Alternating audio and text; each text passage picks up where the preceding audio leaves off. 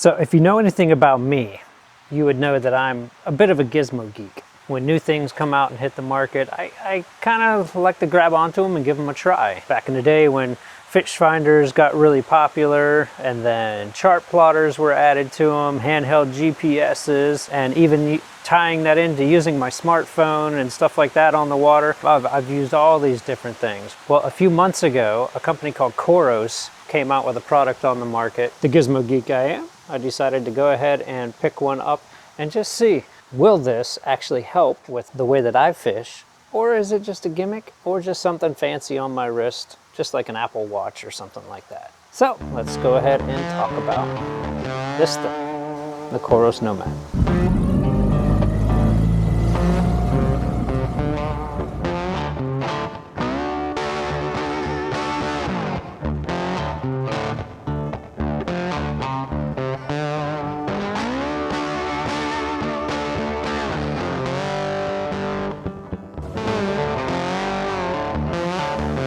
So before I get too far into this is not a sponsored video in any way, shape, or form. I've actually purchased this watch because I thought it looked pretty cool and I thought it would be cool to have, and I was also in the market for a wearable. And when this thing popped up, I said, hey, I'm gonna give that a try because of its fishing features, and I liked its kind of rugged look and build. So if you haven't heard of this thing, there are tons of reviews out there that go over all of its different capabilities and ins and outs of what the watch does.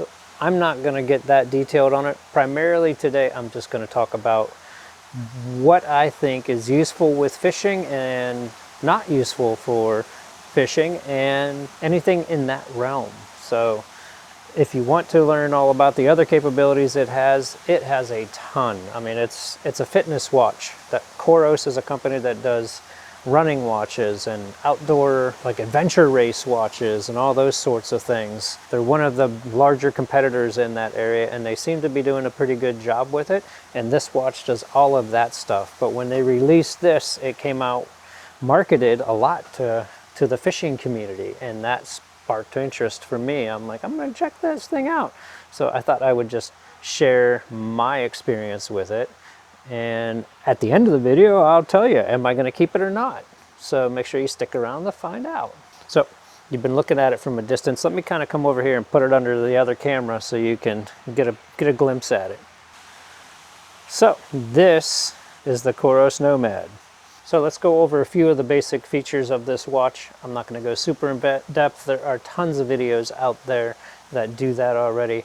We're going to center in on the fishing stuff, but I just want to give you a quick go around of what all the watch has on it and can do. So as you can see, we have here the basic layout of it. It's 3 buttons. You have a bottom left button they call the action button. Bottom right is usually for back, or it gets you into a deeper menu. And then you have this wheel here, or rotating bezel they call it, that you push and hold it to unlock it, and then you can scroll it up and down to go through different menus. Looking at our home screen here, there's all kinds of different watch faces. This is the one that comes standard on it, and the one that I seem to like the best. On the top, it's got your weather. As you can see, it's 64 degrees in Florida today. It's chilly. Our winds are 21 mile an hour out of the northwest. That's pretty much the reason why I'm doing this video and not fishing today. And underneath that's time, date, battery, and then different metrics underneath that. So you have different options. My favorite is to leave it here on tide. Then you have your sunrise, sunset, moonrise, moonset, some health data, and other metrics like altitude and stuff like that. But like I said, I leave it on tide. You know, it has all kinds of other features. You hold this little button down here, and it's got this wellness thing where you can look at all your heart stuff, and then you can control music with it, adjust your watch face, other settings, controls, turn it into a flashlight. All it does is make the screen solid white. Find your phone, tells you about your battery stats. You can do camera control or set timers, stopwatch, and alarms. Save a pin and navigate. And maps. So this device does come with embedded maps in it. We'll talk a little bit more about that later. So yeah, as a wearable, it does all kinds of different fitness related stuff, whether you running, walking, jogging, workouts, you know, paddling, kayaking, bicycling, all kinds of crazy stuff. And then we get into all the different fishing, and here's the meat and potatoes that we're all here to find out about. We have shore fishing, boat fishing, inshore fishing, offshore fishing, kayak fishing, boat fly fishing, and shore fly fishing. And I haven't truly been able to figure it out, but apparently they have actual different algorithms for the different fishing activities based on, you know, is it recording hiking when you're moving, or is it recording a boat moving? I haven't been able to really figure any of that stuff out yet. That's why they have the different activities. It kind of looks like to me that it's mostly just changing the name, but I could be wrong.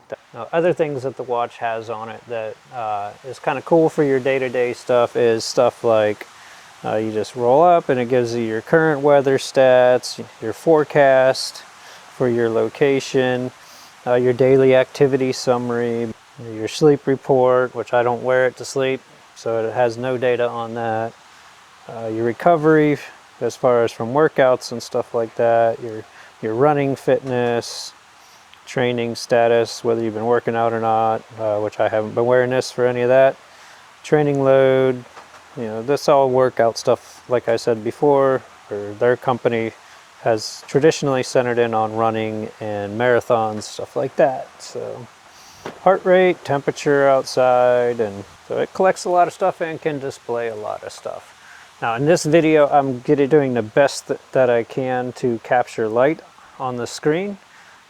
It is what's called a MIPS display. It stands for memory and pixel display. It is not the big, bright, fancy OLED screens of like an Apple Watch or a Galaxy Watch. But for me, I kind of like that, and that's what I was looking for, especially when you're out on the boat. There's plenty of light usually. I don't like to have like a flashlight on my wrist shining light in my eyes. I just want it to look like a watch. So yeah, that's a brief overview of kind of what the watch is, what it can do. As far as accuracy of the GPS, seems to be phenomenal, honestly. Right on par with any other device, whether it's a chart plotter, handheld GPS, whatever, if not even a little bit more accurate because it's more modern technology talking to all the many different satellite constellations that are up there now. If we're talking about a smart device like this one, it obviously has an app that goes on your phone that it talks to. So when you open up the COROS app, you're just presented with primarily your health stats and workout stats and all of those different metrics and stuff like that. Again, its system is built around doing exercise. If we click on activities, it lists all your different activities, and this is where it shows all your fishing stuff. So yeah, if I click into one of these fishing outings that I went on, you'll see that it kind of gives you the map overview of where you started and where all you were. It gives you numbered spots for every time that you stop. So here you can see the green mark I started after we had already left the boat launch. And then it shows you the number of stops where you went first, second, third, all the way through fourth. This one happens to have a little blue 4 because I marked a catch right there. Spot 3, 4, and came back up, fished 2 more spots, and then forgot to shut it off until I got way down the road, leaving the boat launch. So let's go ahead and look at all the other data it collected. I was out for 4 hours that day. In that 4 hours, I fished 2 hours and 41 minutes according to this. We went 21.33 miles. So it collects all the information, as you can see, our moving average speed, my heart rate, how many catches we had. Next down segment, it just shows when you were fishing, when you were traveling or moving, and then it shows the dots for when you actually caught fish. Finally, fish in the boat. And remembered to mark them. Small snook, about 18 inches, in the boat. Shows the temperature change throughout the day. What was going on with the barometer and the tide and your heart rate, and then it just charts out the rest of your segments. That gives you an idea of what an activity, fishing activity, looks like and the data that it collects. Quite similar to if you recorded a trip on something like a chart plotter. And while you're in the fishing activity, if I start a fishing activity. Let's go ahead and start one. We go into activities, and I'm going to scroll her down. Touch screen works too. GPS. Now let's just do boat fishing. Boom, and start. It's going to acquire signal from the GPS. We gotta wait for that. There, it says it's got it, and I can start the activity. Okay, now it's in this in the actual fishing activity. This is what you see when you start a fishing activity. It's got the time of day on it, how many catches you've had, your current heart rate. You can see the temp and what the forecast is for the temp over the next couple hours. The current wind speed and the projected graph as far as what are the winds going to do for the next few hours. The barometer and what its trend's going to be, and your tide screen to show what the tides are over the next few hours. A lot of useful information there. The other features that COROS markets with this, along the lines of its fishing features, is it's got this feature where when you record a pin, you can record what they call a voice pin. Say you were to catch a fish, you would go ahead and hit the bottom left button here, which is called the action button.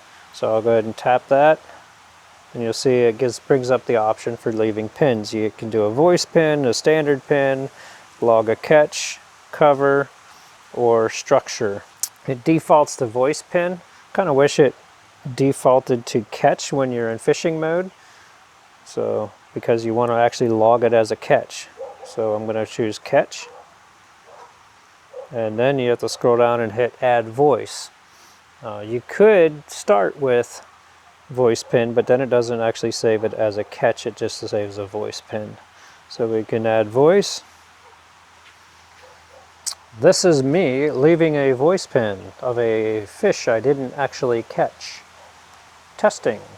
And what it does is it actually transcribes that in the app and saves the information for when you caught the fish and whatever you set into it at that very moment. This is me leaving a voice pin of a fish I didn't actually catch.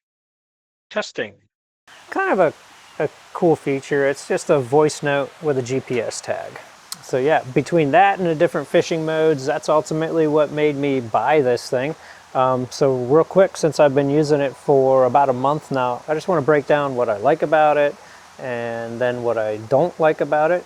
So yeah, let me go ahead and start here with the things that I liked. The app and the ecosystem, as far as the design of the watch and the app and stuff. The menu system on the watch, I actually really like it. I think it's very intuitive and it flows through very well. I actually really enjoy the MIPS screen. It's called old technology by so many companies, but I've had watches that had OLED screens, and yes, they're bright, and yes, they're vibrant, but they also take a lot of battery power, and they're bright.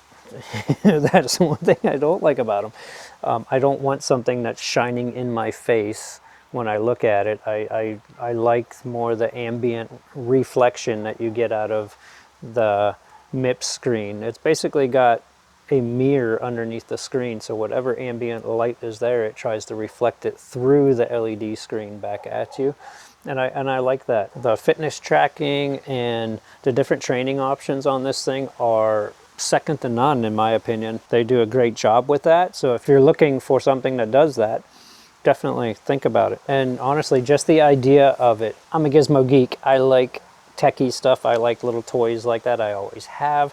I was one of the first people to walk around with a handheld GPS, just like, you know, different cameras and chart plotters and all the different toys and stuff. I like them. So just the idea of I can record all of what I'm doing on the water right here and then bring it home, I think that's pretty fun. From there, like the battery life, oh my gosh, it's impressive. Now, of course, if you're using the GPS a lot and going on long fishing treks and stuff like that, that's going to really suck the battery down on you. Just, you know, your normal day-to-day stuff, it lasts forever.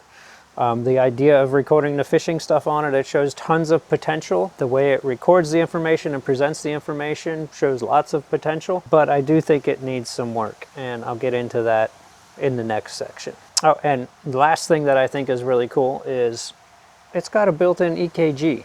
What?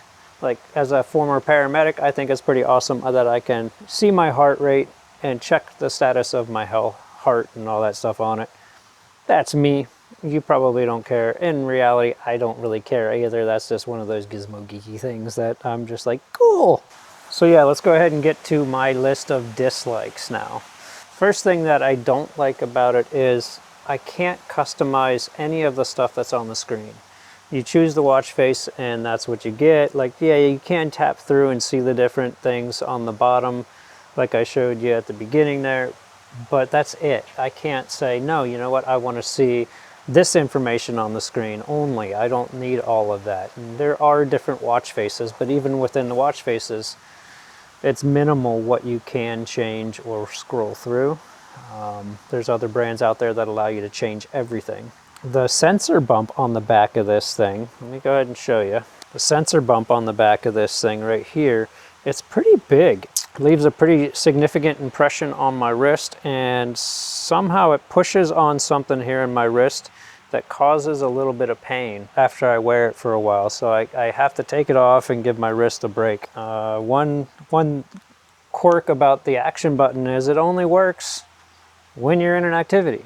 Like, why can't I push it and hold it, or push it or do anything and like mark a spot all the time?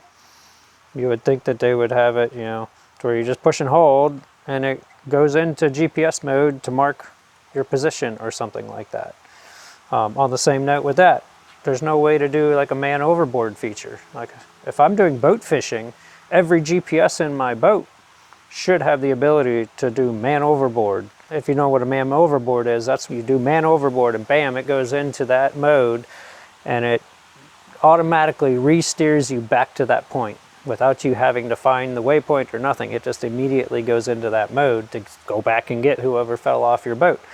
GPS device, it should be able to do that. That's a safety feature. I mean, this does that. Every GPS that I've had on my boat does that. All right, so let's talk a little bit about the fishing functionality. It records your GPS track and your location when you catch things, and a little bit about the weather. But other than that, I don't really know if it's doing much to help me with the way that I fish from my boat that is anything extra than what I already have. You know, I have a chart plotter. It records my position. I can record waypoints on it. So why do I need that on my watch? Maybe if you're a kayak fisherman or a paddleboard fisherman, or you hike into a mountain stream or something, I could see that. You're not going to carry a big chart plotter or whatever around with you. This would be great for that. The way that I fish, I don't know that I really need the capability on my wrist, but it is kind of cool. One thing that I did notice when I was out doing my test runs with it is that I accumulated thousands upon thousands of steps while I was out fishing. Not possible in a 16-foot boat, so I'm guessing that it was picking up the waves as I was pop, pop, pop, pop, pop, pop on the water. It was counting each of those as a step. That is something that COROS probably should look at in their algorithm. There's got to be a way that they could either disable it while you're in boat fishing so that it's not counting steps, or change the sensitivity or something like that. While you're out fishing and using a fishing mode, the one thing that doesn't work is this screen right here. I could not figure out how to get back to this screen. The home screen just doesn't work when you're on an activity. You're stuck in the activity screen. I could not figure out how to get out of it and get back to the home screen. And honestly, the home screen gives me all the information that I want while I'm fishing. So having to like scroll through it to see what the tide is, I was super excited to be able to just glance down and see what the tide change was about to be, or what stage of the tide I was in. I would have to scroll throughout the activity and find the tide screen to get to that information. Something needs to be fixed there, because I ended up not recording fishing activities so that I could just glance down and see what the tide was all the time on my wrist. On that same subject of tides, you can't change the tide location on the device. You have to do it on the watch. You can't just go into the tides menu on the device and say, find the tide for this current location. You have to pull out your phone and then set it up in the phone, find the location through a menu, and send that information to the device. Kind of renders tides on a watch useless. If you have to use the phone, I may as well just use a tide app on my phone at that point. Maps. This thing has embedded maps on it, which I was really excited for. Reality of it though, not so useful for me on the water. When you're on the water, all it shows is you're out on blue stuff. Pretty useless at that point. I did notice the maps on land. You can get topography and all that different stuff. So if you're hiking, probably great. Playing around on the water didn't really do anything for me. It's no different than just an arrow drawing a line on a screen of nothing. Not to mention, my eyes are getting old. I wear readers, so the information on the screen was useless to me unless I had my readers out. So it's made more sense to just pull my phone out and look at maps or look at a big screen like this one. But again, if you're hiking in the backcountry to go stream fishing or something, you might like the maps that are on this thing. A few of the other things that are huge pieces that I think this thing's falling short on, and that's in the realm of just being a watch. There is no way to set the time on the watch. Like, you have to have this to set the time. Without a phone, you can't set the time. There's no way to manually do it. And the part that really boggles my mind, like I've been playing with GPS stuff for over 30 years. You can't set time with GPS. Like, that's literally how GPS works, is with time signatures from all the different GPSs, and this thing does the math to figure out where you're at on the planet, but you can't set the time based on that. That, to me, is a huge fail. And a simple software update that COROS can add to this, you should be able to just say sync time based on satellite position, and it sets your time based on where you're at. You should be able to override that. You should be able to set it to military time or 24-hour time or 12-hour time on the device. It's a watch. It should first function as a watch. There is no way to set two times on here. As someone who travels frequently out of country, it's nice to be able to set the time to your local time and your home time. Just for convenience, when you want to make a phone call or something, you know what time it is back home, so you're not waking people up in the middle of the night to make your phone call. Or if, like me, you're a mariner or a boater, a lot of things are based on UTC time. It'd be awesome if I could put UTC time on the screen and have my local time just for whatever I'm working on or whatever I'm doing. And then when you're using things like the countdown timer and stopwatch, things like that, it's stuck on that screen. You can't set like a 1-hour countdown timer, go about what you're working on, and put it back on the watch face. You're stuck on those screens until they're done. I don't know, you should be able to exit out and come back to your home screen and things still function in the background. My $15 Casio watch can do that. It is a big watch. As you can see on my wrist, it takes up a lot of real estate. It's a 48mm watch, but it's bigger than my 51mm Casio watch. I don't know why or how, but it actually is. It's thicker, and it's got a lot of bezel space. And it just looks bulky, as you can see on my wrist. That, combined with the weird pressure point thing on my wrist where it causes a little bit of pain, and really the failing points on its watch characteristics as far as being able to just use it as a watch without the dependency of connected to your cell phone. Well, that leads me to, is this a watch that I'm going to keep? And the answer is no. I'm actually very sad about that. I'm very disappointed about that because I wanted to keep this watch. I really like it. I really like the menus, like I said. I like everything about it. I really like the way that it tracks when I'm working out and all that stuff, plus all the adventure stuff with it.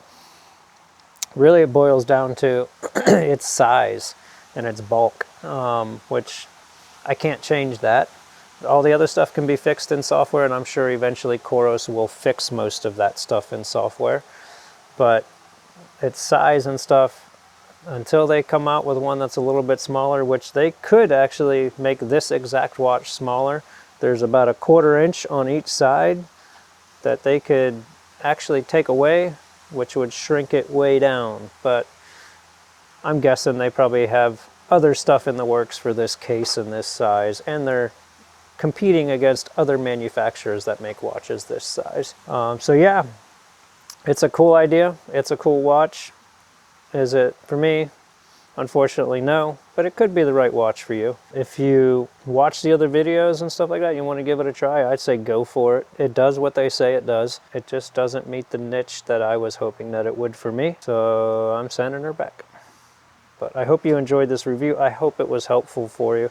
If so, please go ahead and subscribe, like the video, share it, all those different things. Check out all of my other videos.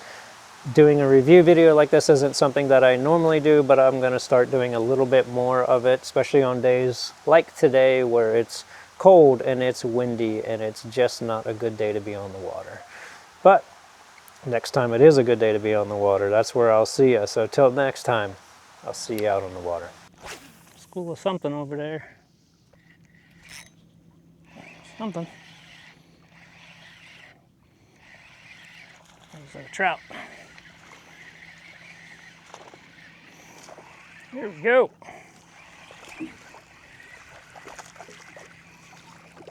Number 2. Almost a keeper.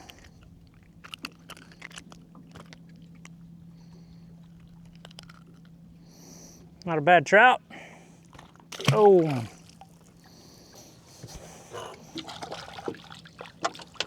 Yeah, so let's try this again now. I'm gonna do a mark, catch, add voice. Caught a sea trout, about 14 inches or so on a electric chicken 4-inch paddle tail, rigged weedless.